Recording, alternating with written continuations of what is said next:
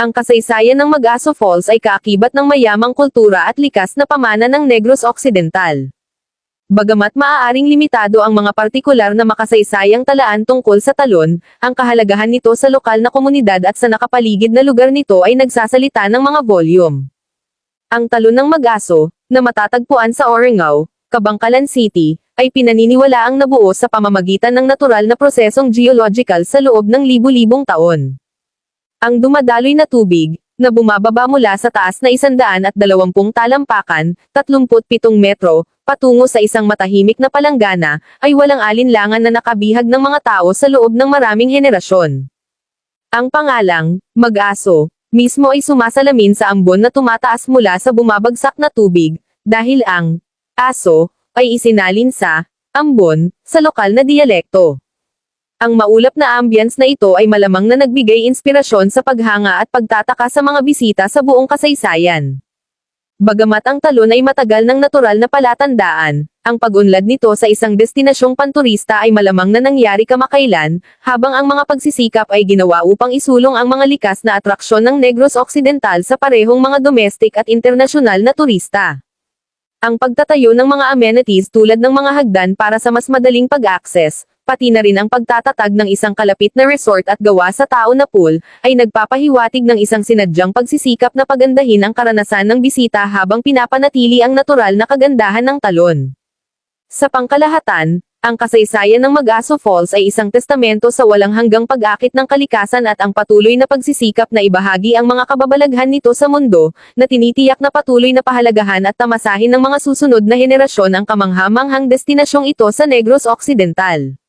Katutubong koneksyon, malamang na ang mga katutubong komunidad na naninirahan sa lugar bago pa ang naitala na kasaysayan ay kinilala at iginagalang ang talon. Ang ganitong mga likas na kababalaghan ay kadalasang nagtataglay ng espiritual na kahalagahan para sa mga katutubo, at ang mga seremonya o ritual ay maaaring isagawa sa kanilang paligid.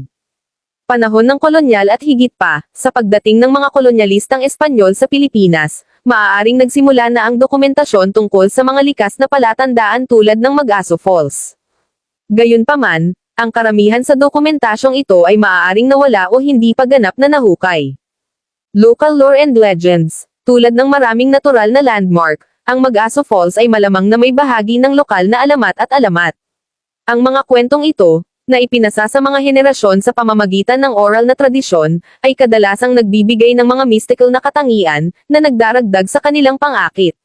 Pag-unlad ng turismo, sa mga nakalipas na dekada, sa pagtaas ng turismo sa Pilipinas, pinagsama-samang pagsisikap ang ginawa upang isulong ang mga likas na atraksyon ng Negros Occidental, kabilang ang Mag-Aso Falls. Ang mga hakbangin sa pagpapaunlad, tulad ng pagtatayo ng mga infrastruktura tulad ng mga hagdan para sa mas madaling pag-access, ay nagpapahiwatig ng pagbabago tungo sa paggawa ng talon na mas madaling mapuntahan ng mga bisita habang tinitiyak din ang kanilang pangangalaga. Pangangalaga sa kapaligiran, kasabay ng pag-unlad ng turismo, malamang na may lumalagong diin sa mga pagsisikap sa pangangalaga sa kapaligiran na nakapalibot sa talon.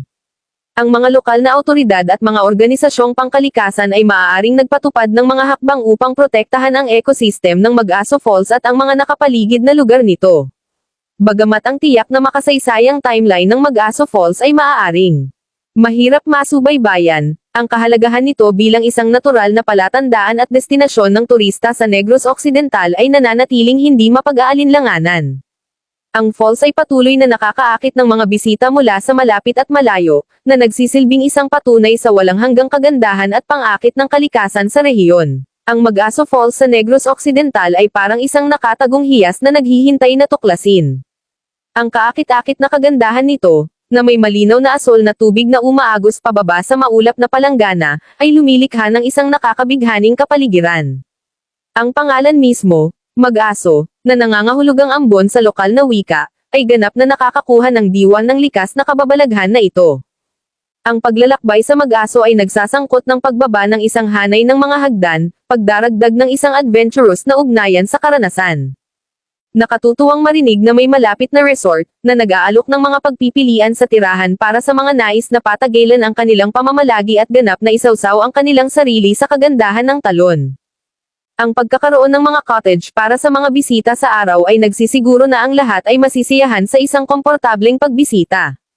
Ang pagsasama ng isang man-made pool na pinapakain ng waterfall ay nagdaragdag ng isa pang dimensyon sa karanasan, na nagbibigay ng pagkakataon para sa mga bisita sa lahat ng edad na tamasahin ang tubig sa isang ligtas at naa-access na paraan. Sa pangkalahatan, ang Mag-Aso Falls ay tila isang perpektong kombinasyon ng natural na kagandahan at kaganhawahan, na ginagawa itong isang dapat bisitahin na destinasyon para sa sinumang tuklasin ang Negros Occidental.